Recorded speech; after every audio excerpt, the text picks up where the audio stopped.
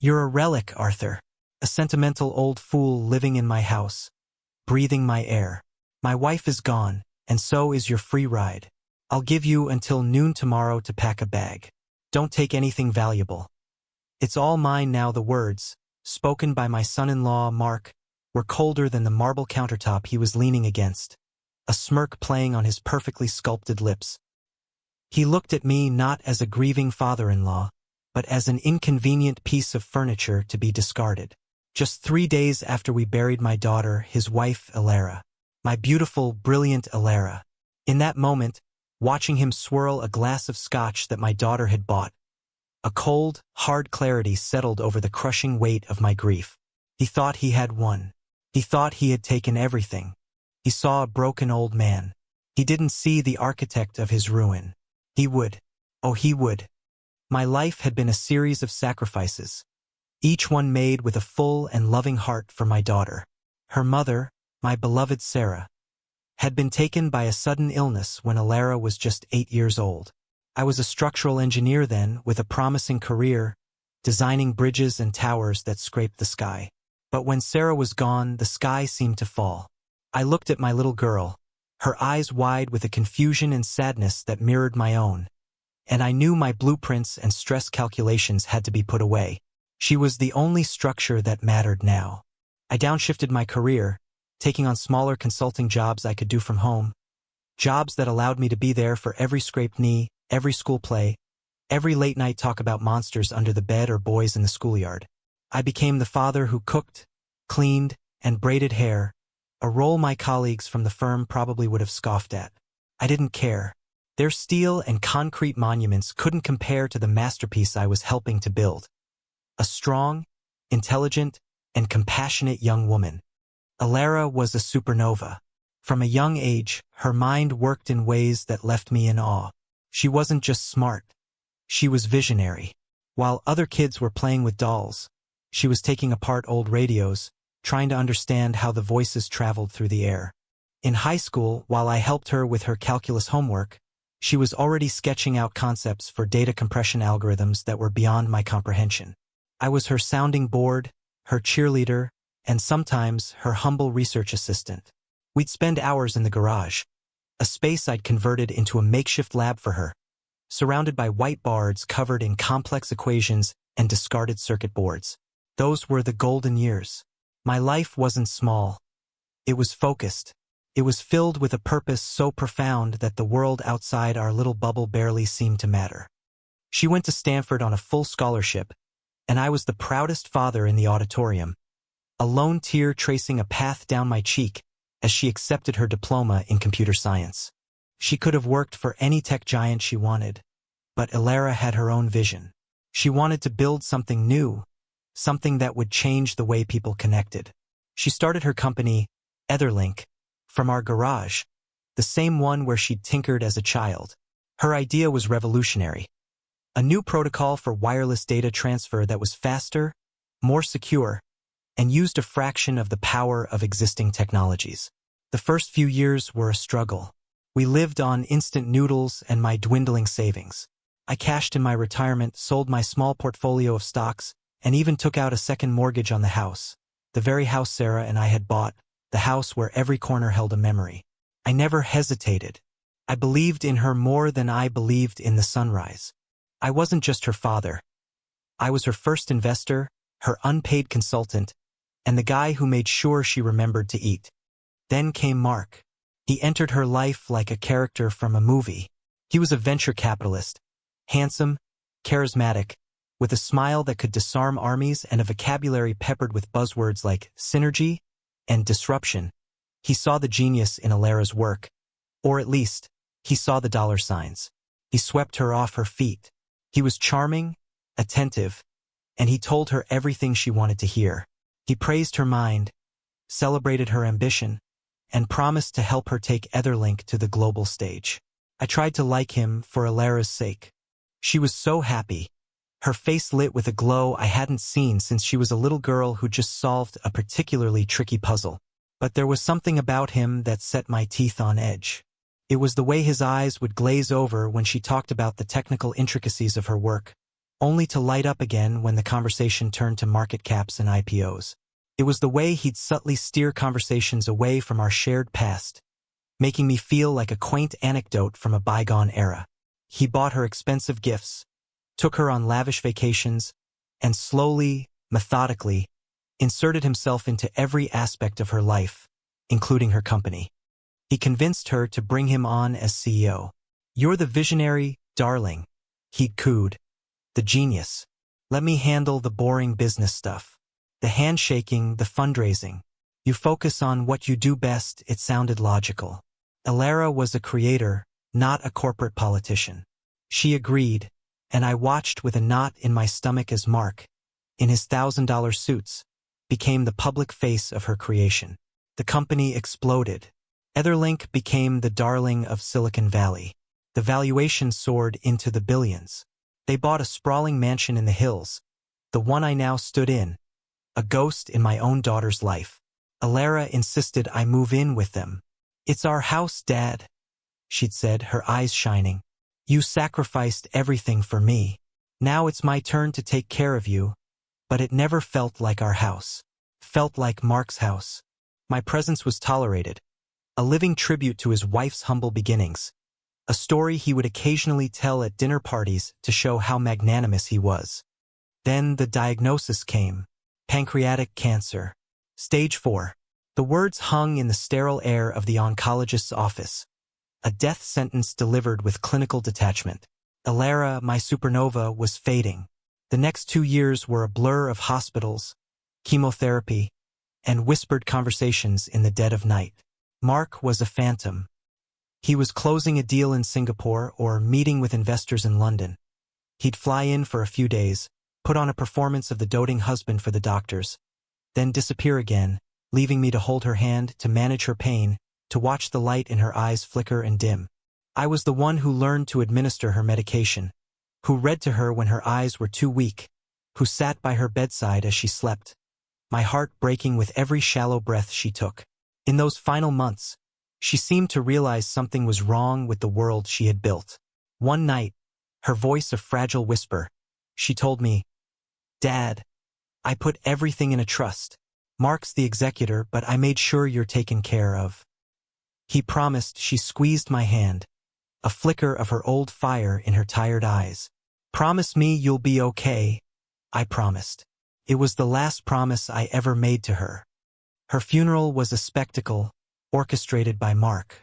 Tech billionaires and industry titans filled the pews, shedding crocodile tears for the visionary they barely knew. Mark delivered a moving eulogy, his voice cracking at all the right moments. He spoke of their great love, of her unparalleled genius, and of his solemn vow to carry on her legacy. I stood in the back, invisible in my grief, watching the performance. I felt nothing but a cold, heavy stone in my chest. 3 days later, that stone turned to ice when he delivered his ultimatum. "Noon tomorrow. Pack a bag." The lawyer's office was even colder than Mark's heart. A sleek, minimalist space of glass and chrome that felt designed to intimidate. Mark sat opposite me, looking relaxed, while his lawyer, a man with the face of a well-fed shark, laid out the documents.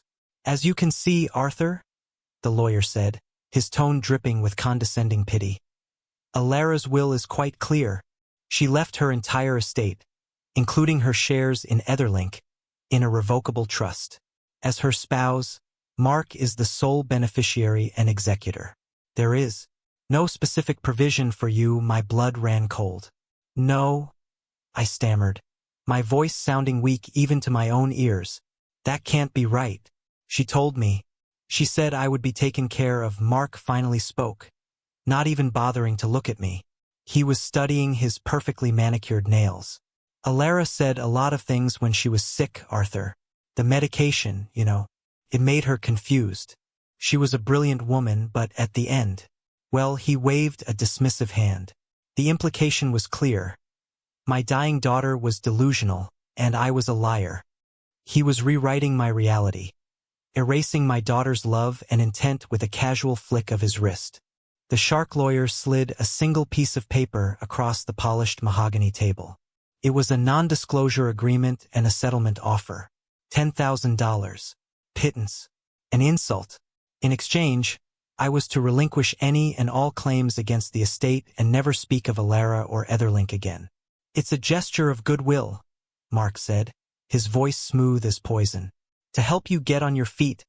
I looked at his face, the handsome, charming mask he wore for the world, and for the first time, I saw the bottomless pit of greed and contempt that lay beneath.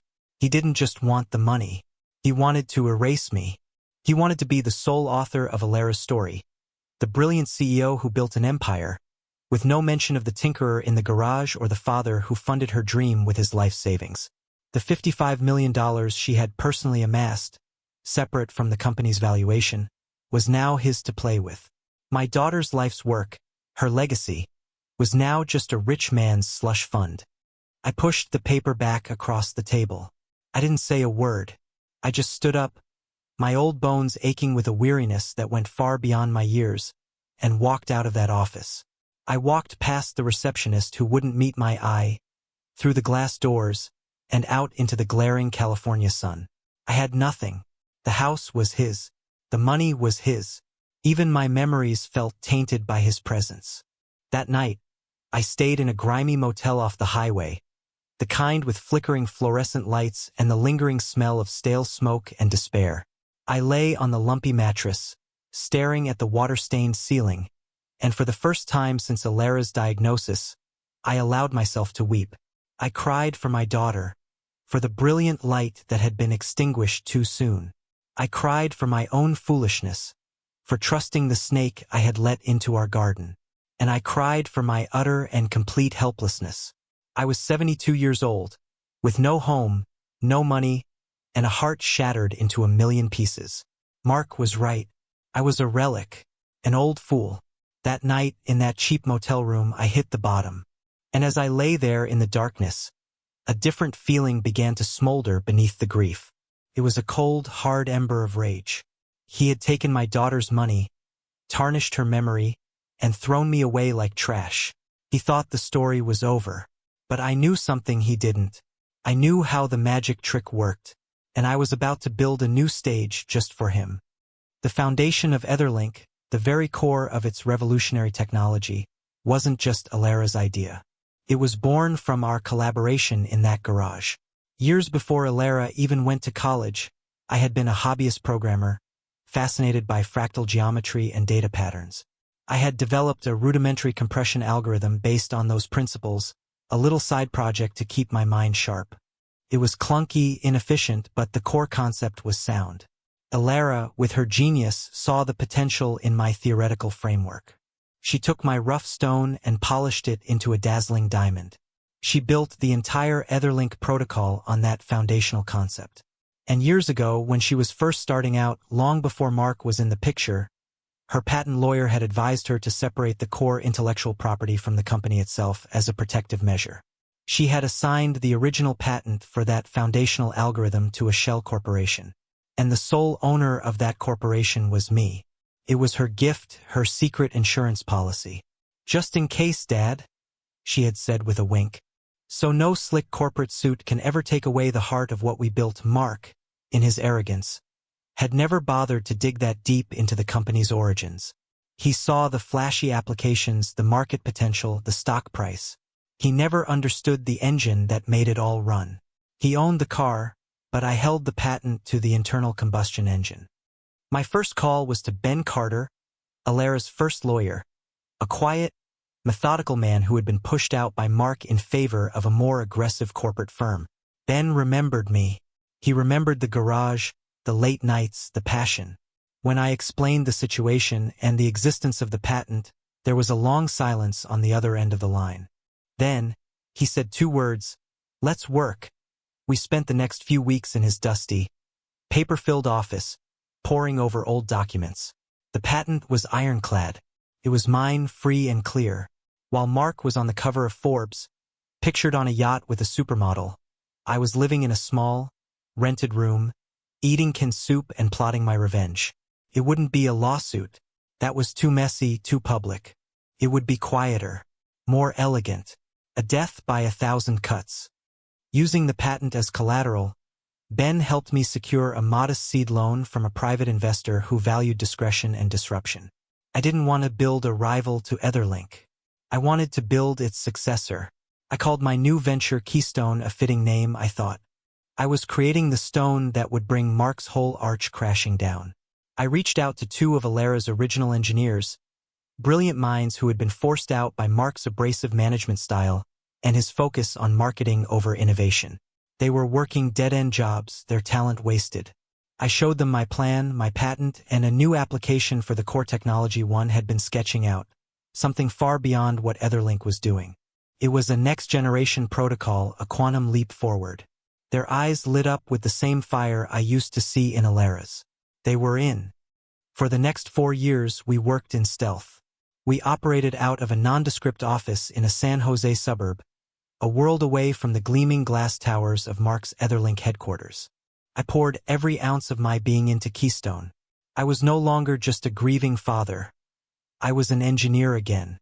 The dormant parts of my brain roared back to life. I worked 18-hour days, fueled by black coffee and a burning, righteous fury. We refined the algorithm, pushed its boundaries, and built a platform so advanced it made Etherlink's technology look like a relic from the Stone Age. While Mark was squandering Alera's fortune on private jets, lavish parties, and a string of bad investments in frivolous tech startups, I was reinvesting every dollar we made back into research and development. I watched him from a distance, a ghost in the machine. I read articles about Etherlink's stagnating innovation. Their stock price, once a rocket, was beginning to plateau, then dip. They were losing key talent. Their new products were just rehashes of Alera's old ideas. Mark was a showman, a salesman, but he was not a builder. He had no vision. He was a parasite who had killed his host and was slowly starving to death. The first blow was subtle. We licensed our Keystone protocol to a major telecommunications company in Asia. It was a quiet deal, but it sent a ripple through the industry. Suddenly, there was a new player with superior technology. Then came a second deal, this time with a European hardware manufacturer. The ripples became waves. Tech journalists started asking questions. Who was Keystone? Where did this revolutionary technology come from? We stayed silent, letting the work speak for itself. Etherlink's market share began to erode. Their clients started demanding to know why their technology felt so outdated compared to the new standard being set by Keystone's partners. Mark, in his hubris, dismissed us as a minor competitor. An article quoted him as saying, "We're not concerned. Etherlink is the gold standard." He had no idea the ground beneath his golden pedestal was turning to quicksand. The final move was a masterpiece of corporate warfare, orchestrated by Ben. We didn't buy Etherlink. We bought its biggest competitor, a struggling company that Mark had nearly driven into bankruptcy. We gutted it, infused it with our Keystone technology, and relaunched it. The market responded instantly. Etherlink's stock plummeted. Investors panicked. There was a shareholder revolt.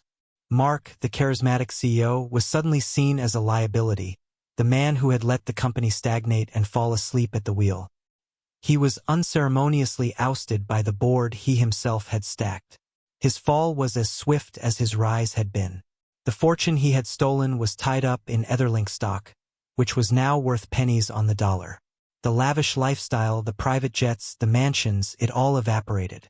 The press, which had once celebrated him, now delighted in tearing him down, publishing scathing articles about his mismanagement and exorbitant spending. It was a spectacular public immolation, and I watched it all from the quiet comfort of my new office, the one overlooking the bay, and I felt not glee, but a profound, chilling sense of justice. Alera's legacy was not the money he had stolen, but the genius he had failed to understand, and I had reclaimed it. It was a Tuesday afternoon, about 5 years after he had thrown me out, when my assistant buzzed my intercom. "Mr. Evans, there's a man here to see you, a Mr. Mark Sterling. He doesn't have an appointment, but he says it's a personal matter." I felt a slow, cold smile spread across my face. "Send him in, Sarah." The man who walked into my office was a ghost of the person I remembered. The $1,000 suit was replaced by a frayed, off-the-rack jacket. The confident swagger was gone, replaced by a desperate, haunted look in his eyes. He was thinner, his face gaunt, his perfect hair now showing streaks of gray. He looked around my office, the spacious room, the floor-to-ceiling windows with their panoramic view of the bay, the quiet hum of a successful enterprise, and his face was a mask of disbelief and confusion. "Arthur?" he whispered, his voice hoarse. "What is all this? How?" "Hello, Mark," I said, my voice calm and even. I didn't stand up. I gestured to the chair opposite my desk. "Please, have a seat." He stumbled into the chair, his eyes darting around as if trying to make sense of a world turned upside down. "I don't understand," he said, shaking his head. I lost everything. The company, the money. It's all gone. I saw your name, Keystone. I thought it was a coincidence." I leaned forward, steepling my fingers on my polished oak desk. "It was no coincidence, Mark. It was a consequence." His brow furrowed. The gears of his mind were turning, but they were rusted, slow. He still didn't see it. "What are you talking about?" he asked, a hint of his old impatience creeping into his tone. "Look, Arthur, I need help. I'm ruined. For Ilara's sake. You have to help me. A loan? A job? Anything. For Ilara's sake." The audacity of it stole my breath for a second. The rage I had kept banked for 5 long years flickered, but I smothered it. This moment was not for rage. It was for clarity. "Let me explain something to you, Mark," I said, my voice dropping to a low, deliberate tone. "You never understood Ilara's genius. You saw a product, a brand, a stock price. You never saw the architecture beneath it all. You thought Etherlink was the source of her brilliance, but it was just one application of it." I paused, letting the words sink in. His face was pale now, a dawning horror creeping into his eyes. "That foundational algorithm," I continued, "the very heart of the Etherlink protocol? The one that made everything possible. Ilara didn't create that alone. It was based on a theoretical patent I developed years ago. A patent she, in her wisdom, legally assigned to me long before you ever entered her life. You owned the company, Mark, but you never owned the core technology. You were a tenant, living in a house you didn't know was built on rented land. And when you threw me out, you foolishly let the landlord walk away with the deed." The color drained completely from his face. He looked like he had been punched in the stomach. He opened his mouth, but no sound came out. "Keystone isn't a competitor, Mark," I said, delivering the final, killing blow. "It's the evolution. It's the next chapter that you were too blind and too arrogant to ever read. While you were playing the boy wonder CEO, I was in a lab with real engineers building the future. Your company didn't fail because of market forces. It failed because it became obsolete. I made it obsolete. I didn't just watch you fall. I engineered it. I took the very foundation of Ilara's legacy, the part you never understood and never valued, and I used it to build this." I swept my hand, indicating the office, the company, the empire I had built from the ashes of his betrayal. "You didn't lose everything, Mark. You just finally paid for what you took." He just stared at me, his mouth agape, his face a grotesque mixture of shock, rage, and utter defeat. The arrogant, powerful man who had dismissed me as a relic was gone. In his place was a broken, pathetic shell. He had come here seeking a handout from the old fool he had discarded, only to find that the old fool was the architect of his damnation. "You," he finally choked out, his voice trembling. "You did this to me." "No, Mark," I said, my voice devoid of all emotion except a final, weary finality. "You did this to yourself. You took my daughter's love and turned it into a commodity. You took her life's work and treated it like a casino chip. You disrespected her memory and you underestimated her father. This isn't revenge. This is balance.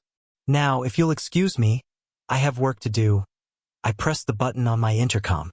"Sarah, please show Mr. Sterling out." He didn't move for a long moment, simply staring, his world completely shattered. Then he seemed to deflate, all the fight gone out of him. He stood up on shaky legs and allowed my assistant to guide him out of my office, a ruined man walking away from the life he had stolen and the man he had wronged. I never saw Mark again. I heard through the grapevine that he took a series of menial jobs, always getting fired, unable to cope with a life without wealth or status. He became a cautionary tale whispered at cocktail parties in the valley, a modern-day Icarus who had flown too close to a sun he didn't create. As for me, my life found a new purpose. Keystone flourished, but it was never about the money. I established the Alara Evans Foundation, funding scholarships for brilliant young women in science and technology. I made sure her name was associated not with a failed company run by a greedy fool, but with innovation, genius, and the boundless potential of the human mind. Her true legacy was secure. Sometimes, I stand at the window of my office, looking out at the bay, and I think of that dark night in the motel. I think of the man I was then, broken, grieving, and lost. And I think of the promise I made to my daughter to be okay. It was a long and difficult road, paved with pain and fury, but I kept my promise. I found more than okay. I found justice. And in honoring her memory, I rebuilt not just a company, but myself. The world may have seen an old man's quiet revenge, but I knew the truth. It was a father's final act of love.